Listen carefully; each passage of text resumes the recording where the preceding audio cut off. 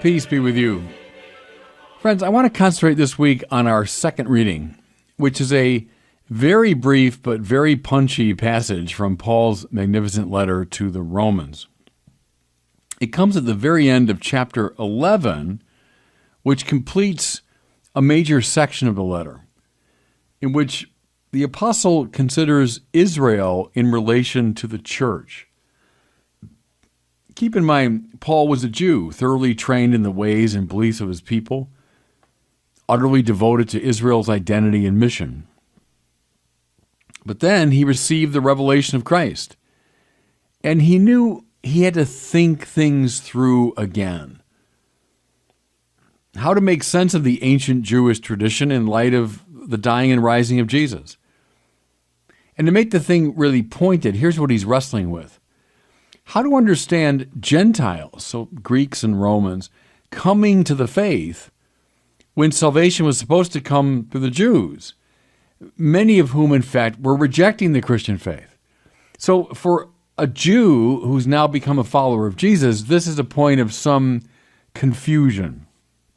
And so Paul spends 3 entire chapters of Romans wrestling with this. So if you want the details of that conversation, pick up your Bibles and look at Romans 9, 10, and 11. But my focus today in the sermon is not so much that issue. It's this very interesting little passage that comes at the end of his consideration. At the end of this dense and intellectually impressive consideration of the issue, Paul throws up his hands. Or better, exults in the mystery of God that he knows now he cannot fully grasp. See, his theologian's mind is working on this dilemma of Israel and the church, but at the end of it, he realizes, I don't fully get it. And so he says, and here's the famous passage,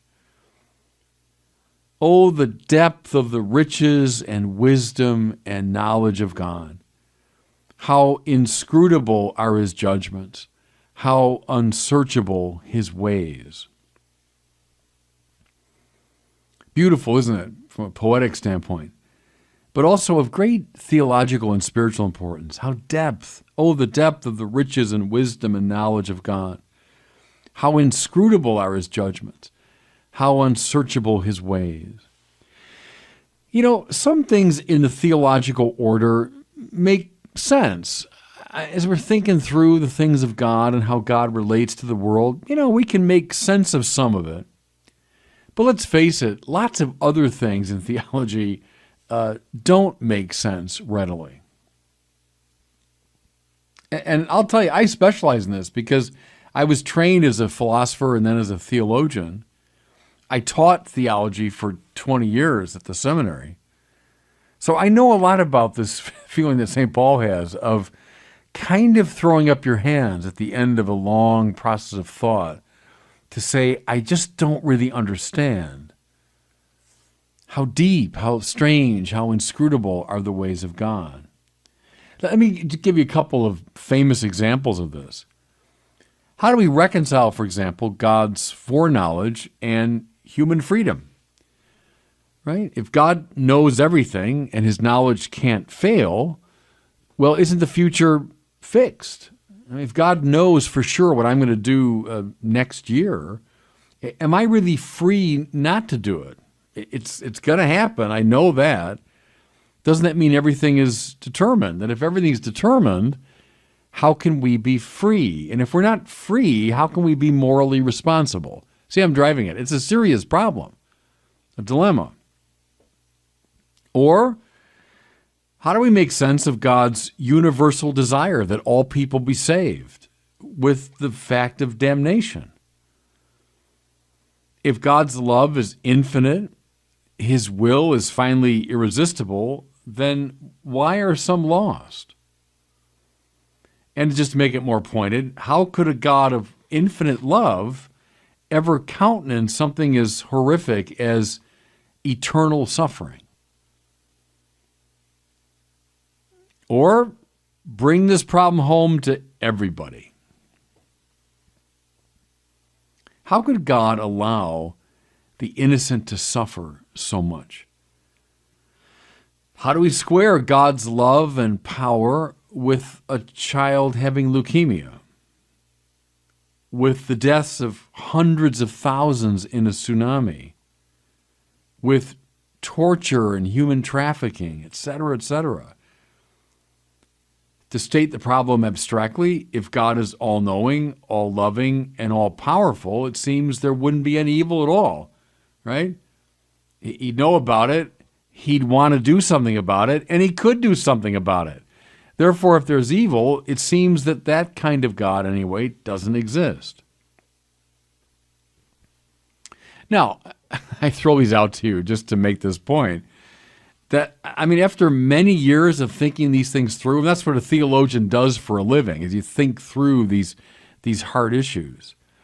After thinking them through, and, to be fair, making some progress. I mean, I can attempt to explain all these things to a degree. But I'll confess to you, I tend to end up where Paul did. How inscrutable are his judgments. How unsearchable his ways. In other words, I don't completely know. And I end up surrendering my mind to God. Now, mind you, this is not fundamentalism or fideism. This is not to give up on the attempt to understand. No.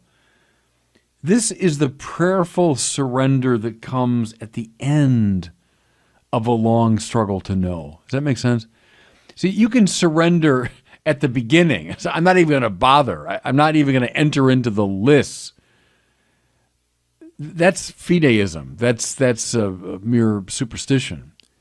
But there's this move, which is after having thought something through very deeply, now prayerfully surrendering to the mystery. Let me try to make sense of this with a couple of examples. Suppose you've come to know another person pretty well in the course of many years. Perhaps you first investigated the person on your own before you even formally met. Maybe you Googled his name, you checked out his accomplishments, you listened to what other people said about him. Maybe you made your own observations from a distance. Then finally, you met him and you became his friend. And now, over many months, eventually many years, you've watched him at close quarters. You've listened to him. You've seen his reactions to a variety of situations. You've endured tragedy with him, etc., etc. Having gone through all of that, you probably could say with a good deal of confidence that you know him. If someone asked you how your friend might react in a given situation, you could probably predict it with some ease, right? And yet, he will still surprise you. And yet, he will say and do things that remain inscrutable to you. Right? Think of your best friend. Think someone you've known for your whole life. I bet there's still aspects of his or her personality that are just surprising to you, inscrutable to you. I've known married couples, married for 50 years, who say, she's now more mysterious to me than she was when I first met her. I totally get that. Now, turn up the heat. Another example. Imagine a child, say of 3 or 4 years, trying to understand the actions and motivations of his parents. So the kid, the 4-year-old, knows in a deep instinctual way that his parents love him and want what's best for him.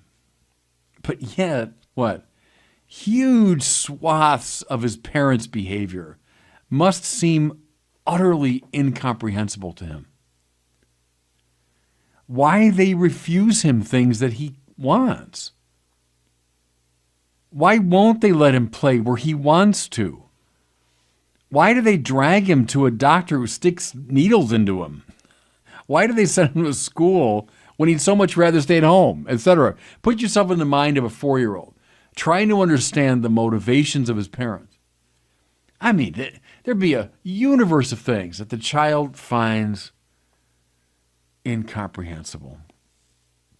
And if that kid were miraculously infused with the vocabulary of St. Paul, he'd probably cry out, "How inscrutable are their judgments, how unsearchable their ways," right? Now, the point, which I'm sure you've gotten by now. When dealing with God, first of all, we are dealing with a person.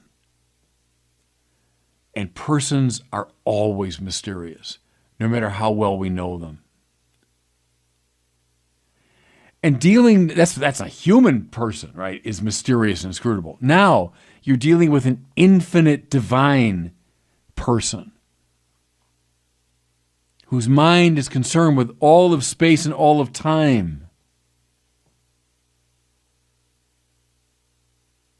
God's power, purpose are infinite. Our minds, infinitesimally tiny by comparison.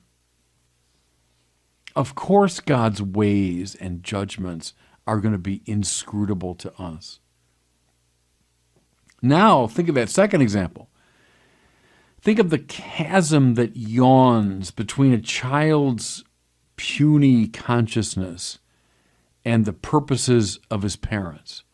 And that's why the child finds his parents so frustrating and so mysterious, is that there's this chasm yawns between what he can grasp and what they're up to, right? Now, multiply to an infinite degree that chasm, and you find something like the chasm between our little minds and the mind and purposes of God. Puzzling that there are all kinds of things we don't understand about God? Not at all, it seems to me. It's not puzzling at all. We shake our fists sometimes at heaven. Why, oh, why would that be possible? Why would God do such a thing? Think of the child vis-a-vis his parents. Now multiply it, heighten it to the millionth degree, the infinite degree. And you've got something of what obtains between us and God. And therefore, we do properly say that God is inscrutable, that he's mysterious, always surprising and elusive. But do we therefore despair? Do we therefore give up, or at the limit say, I think all this is nonsense? No. We surrender in faith. The surrender that comes at the end of a long process of seeking to know. But we surrender in faith in the manner of a child, surrendering to what he trusts to be his parents' loving plan. I know it's a hard place to get to, everybody. I understand that. There's the one extreme of, just, accept everything and just be sort of naive and superstitious. The other extreme of a kind of hypercritical rationalism. No, the church is drawing us now, following Paul into this vibrant space. Yes, think deeply about the things of God. But at the end of the day, we surrender prayerfully. Lord, how inscrutable your judgments, how unsearchable your ways. And God bless you.